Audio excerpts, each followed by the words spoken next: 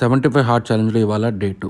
Morning 6:30కి నిద్ర లేచి lemon water తాగేసి ఫ్రెష్ అయ్యేసి జిమ్కి అయితే స్టార్ట్ అయిపోయా.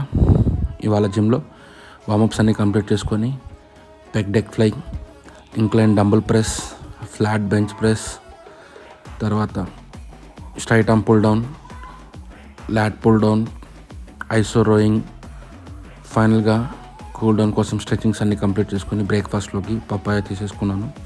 తర్వాత నా వర్క్స్ కంప్లీట్ చేసుకొని ఆఫ్టర్నూన్ లంచ్లోకి రైస్, ఆమ్లెట్ 3 ఎగ్స్తో అండ్ దాల్ కర్రీతో తీసేసుకున్న లంచ్లోకి.